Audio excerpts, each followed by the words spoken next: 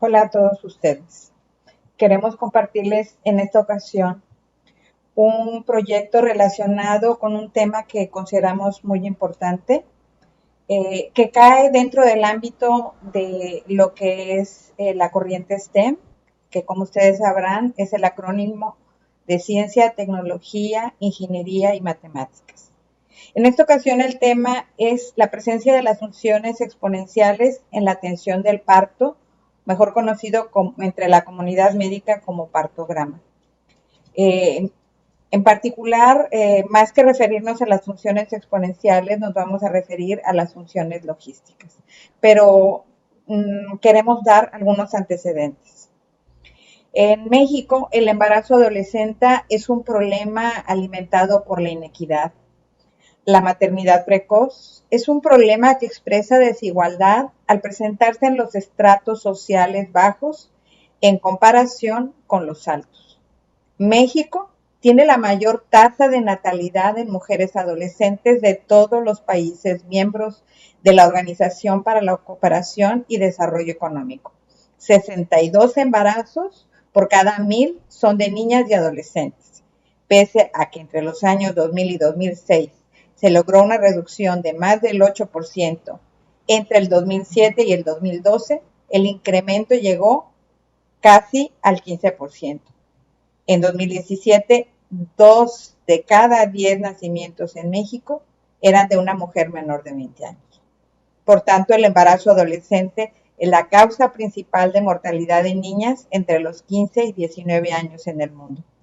El 90% de las muertes ocurren en países en vías de desarrollo como México y el resto de Latinoamérica, y la mayoría de estas son prevenibles. En el entorno escolar, los estudiantes que en el nivel bachillerato toman el curso de cálculo tienen un promedio de edad entre 16 y 18 años. Así que nos hacemos la pregunta, ¿podemos en este contexto realizar alguna actividad de aprendizaje relacionada con la problemática antes mencionada, que contribuya a crear conciencia sobre las consecuencias de esta situación entre nuestra población estudiantil? La respuesta es un rotundo. Desde el punto de vista STEM, se ha estimado que en países en vías de desarrollo ocurren poco más de 250,000 muertes maternas al año, debido a complicaciones prevenibles que se producen durante el trabajo de parto. La Organización Mundial de la Salud ha estimado que los trastornos por paro o reducción de las contracciones en el trabajo de parto representan el 8% mundial como causa de defunciones. Es por ello que el Banco Mundial de la Salud, la norma oficial mexicana y otros organismos internacionales propusieron el uso del partograma como una medida capaz de reducir en 50% las muertes maternas durante la década de los años 90. Representa una estrategia eficaz, simple de utilizar y un documento médico legal en México que es indispensable usar en cualquier paciente que se encuentre en trabajo de parto. De acuerdo a la norma oficial mexicana 007 SSA 2-1993, en el punto 5411 se establece: a toda mujer que ingrese para atención obstétrica se le elaborará en su caso el expediente clínico, la historia clínica, así como el partograma. Respecto de la evolución histórica del partograma o curva de trabajo de parto de Friedman, podemos decir que antes de Emanuel Friedman no se había realizado ningún modelo exhaustivo de la evolución del trabajo de parto. Fue así que en 1954 él estableció el concepto de análisis gráfico del trabajo de parto. En esta primera publicación, Friedman realizó estas conjeturas al examinar a 100 mujeres que iniciaron el trabajo de parto a término en una institución durante un periodo indefinido. Aquí les estoy mostrando una típica curva de Friedman o partograma. Ahora, ¿qué relación guarda todo esto con lo que es un curso de cálculo de bachillerato? Enumeremos contenidos afines a esta problemática.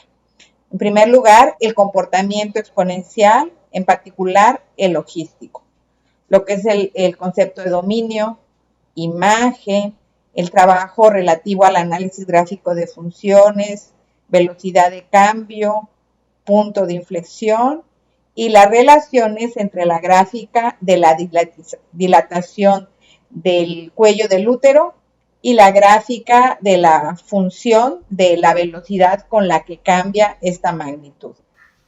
Lo que estamos compartiendo en nuestra pantalla es la imagen o la gráfica de un partograma. Un partograma es un gráfico cartesiano que suele ser utilizado por los médicos tratantes de mujeres que están en el trance de dar a luz a un bebé. Los partogramas o gráficos para el trabajo de parto fueron desarrollados por el doctor Emanuel Friedman por allá por el año de 1954. En años posteriores se realizaron nuevos análisis gráficos del trabajo de parto, pero al doctor Friedman se le atribuye la autoría inicial de este tipo de proyectos. Debo mencionar que en la actualidad hay una norma mexicana que aplica para estos casos, en donde se establece que para la atención de una mujer en trabajo de parto se debe de disponer de 3 documentos: el expediente clínico, la historia clínica y el partograma. Sin embargo, por nosotros, la comunidad de profesores de matemáticas, en particular de cálculo, este hecho es poco conocido, como también no estamos suficientemente documentados sobre qué cosa es un partograma, aclarando que en virtud de que no nos dedicamos a la práctica de la medicina, nuestra revisión será en términos de los aspectos matemáticos que tiene este gráfico. Es un gráfico que relaciona las variables dilatación cervical y tiempo. ¿Qué es la dilatación cervical? Es la dilatación del cuello del útero de la mujer por donde es desalojado el bebé. Aquí tenemos en el costado izquierdo de nuestra pantalla imágenes que intentan ilustrar esta parte. Estas imágenes van variando a medida que el tiempo de parto va aumentando. En un parto normal o vaginal se identifican 4 fases. La primera de ellas es la fase latente, la que tiene la mayor duración. Tiene un promedio de duración de 8 horas. Y en esa fase, la dilatación del cuello del útero es aproximadamente de 2 centímetros. Cuando se pasa ya, transcurridas alrededor de las primeras 8 horas, se entra a la segunda fase, que es la fase de aceleración, en donde, como el nombre lo indica, la dilatación cervical va aumentando de manera ya más pronunciada para pasar a una tercera fase después de 2 horas, que se le llama la fase de máxima pendiente, y después de otras 2 horas aproximadamente se pasa a la fase de desaceleración. Es interesante ver que estas etiquetas que se les dan, o estos nombres que se les da a cada una de las fases por donde transita la mujer que está en el trabajo de parto, no son nombres tomados de una fuente bibliográfica de matemáticas. Son los nombres que manejan, o es la terminología que usa la comunidad médica para identificar estas diferentes etapas por las que transita la mujer en trabajo de parto. Y llama la atención estas denominaciones, dado que tienen mucho que ver con los términos que nosotros en la clase de matemáticas manejamos. Y para reforzar esta opinión, tenemos estas otras 2 gráficas que tenemos, por ejemplo, esta azul punteada. Esta es una gráfica en donde las variables ya no son la dilatación cervical y el tiempo. Aquí lo que estamos viendo es la relación gráfica entre la velocidad con la que está cambiando la dilatación del cuello del útero respecto del tiempo y observamos que primeramente tiene una parte creciente, alcanza un valor máximo y después comienza a decrecer. En tanto comienza a crecer, empieza la fase creciente, tenemos la fase latente y la fase de aceleración cuando va aumentando la velocidad. Luego llega a la velocidad máxima y entonces entra a lo que los médicos denominan la fase de máxima pendiente, para posteriormente, y ya cuando tenemos en la gráfica de velocidad contra tiempo, la fase de desaceleración, que es cuando la velocidad disminuye. Por otro lado, además de esta segunda gráfica que recién comentamos, tenemos una tercera, que es esta en color morado, que primero tiene una parte positiva y después, pasado este punto, adquiere valores negativos. Nótese que el punto máximo de la velocidad en las otras dos gráficas, tanto en la de la dilatación cervical contratiempo como en esta otra, tenemos también puntos importantes. En esta que estábamos comentando en la parte de abajo, lo que tenemos es la relación entre la aceleración de la dilatación, que viene a ser la rapidez con la que cambia la velocidad respecto del tiempo.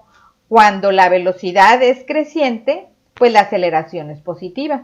Y cuando la velocidad comienza a decrecer, obviamente la aceleración es negativa. Estos son conceptos y relaciones muy conocidos porque se manejan mucho en los cursos de cinemática.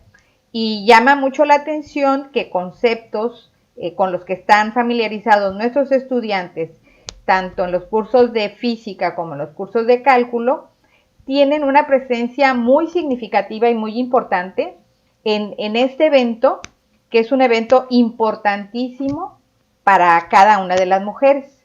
Ahora, ¿por qué esta inquietud de tomar este tema para discutirlo en una clase de cálculo de bachillerato?